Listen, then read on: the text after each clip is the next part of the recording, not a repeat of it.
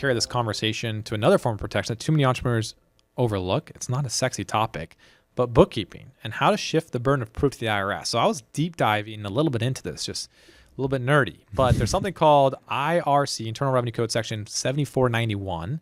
And this essentially shifts the onus of proof from you, the taxpayer, to the IRS. And so what this really says is that originally there was a Supreme Court case that essentially said, hey, the burden of proof to substantiate everything is on the taxpayer. So the IRS is, you're guilty until proven innocent is essentially the way it goes with the Internal Revenue Code and the IRS.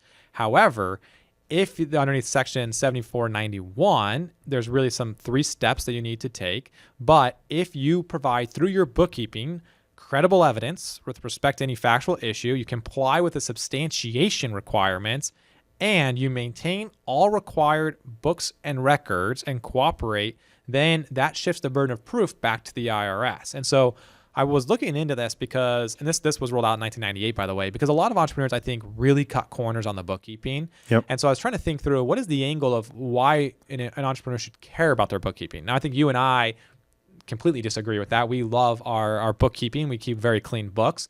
We look at our actuals. We have a budget. We have variance reports. Every single month, we know how we're doing line by line because we think that's very important just to run a good, clean business.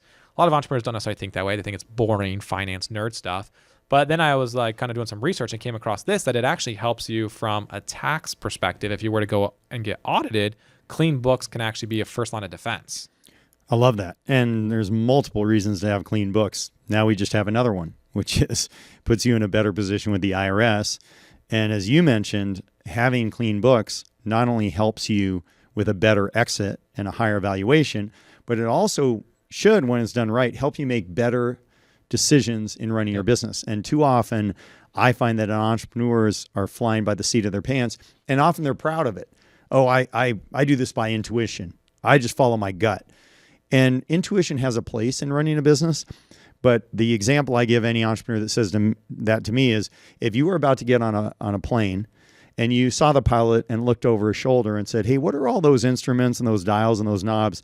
And the pilot just said, oh, I don't know. I just fly by gut. I just fly by intuition. You'd never get on that plane. So running a good business, yes, intuition and gut has a part, but you really want to know your numbers and be able to make decisions based on those numbers, because often if you don't, the numbers told the story, but you never knew until it was too late. Yeah. Well said. Well said. Allows you to do better decision making. Like I said, helps on the enterprise value. Everyone needs to have a model P&L. You know, what margin structure are they driving towards? How are they going to get there? Are they underperforming their model P&L? Actuals versus budget, variance reporting. And the other thing is just when you're trying to do tax planning, when you're trying to get financing, all of that is going to, be dictated by the quality of your books. Because if someone doesn't believe the quality of your books is good, it's going to be impossible to sell your business, get financing, all of those types of things. Yeah. And as simple as I remember an entrepreneur years ago who had 5 different products and services he was selling, and one was the biggest revenue. But when he split it out and got some real numbers, he found out it was also the least profit margin. Mm-hmm. So it's like, why don't we start pouring some gasoline on these other areas where you have these huge profit margins?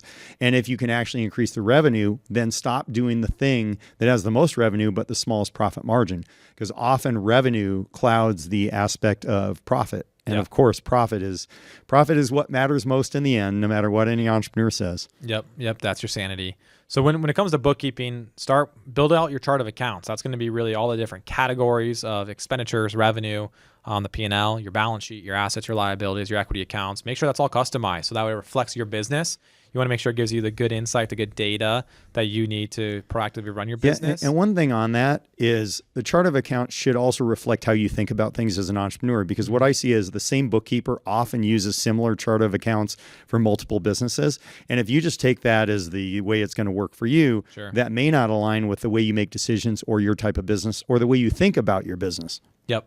So you want your bookkeeper, again, to provide good, clean books. And then also, like I said, Section 7491 helps you in case of an IRS audit. So what do you not want to do? You want to make sure that you're not commingling personal and business assets. This allows that, a creditor to potentially pierce the corporate veil. So if you're in a lawsuit, that could expose you to liability. But also just if you were to take an audit with the IRS, it shows you're not legitimate, right? That you're compounding that. And it's like, well, how can I trust you? And it destroys your credibility if you're running your rent of your house through your business, stuff like that. I'd say estimates and reconstructed records instead of actual transactions. That you want to make sure you do that. Higbee versus Commissioner was a good tax court case where Higbee tried to just regenerate stuff instead of, and the IRS said nope. And poor categorization, incomplete mileage logs, travel records, why are you taking that trip?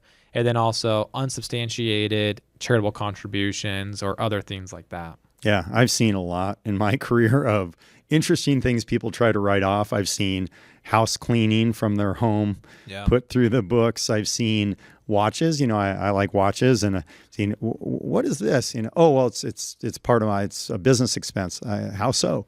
Was my image? I have these expensive watches as part of my image. I'm like, good luck in an audit explaining that to the IRS. All kinds of stuff, and that of course causes big problems when you try to sell. And that also causes big problems if you're trying to, talk to the IRS about things. Yeah. Section 162 must be ordinary and necessary. The rule of thumb is that if you are wearing something that could be worn outside of business use, it's not deductible. So if you have a shirt that has your business's logo on it, that is deductible. A Rolex, not deductible because you're going to wear that outside of work. So even if you've been used in the creation of media, that's the TikTok tax advice that I wouldn't want your TikTok tax advisor to represent you in an audit because you're going to lose. Yeah.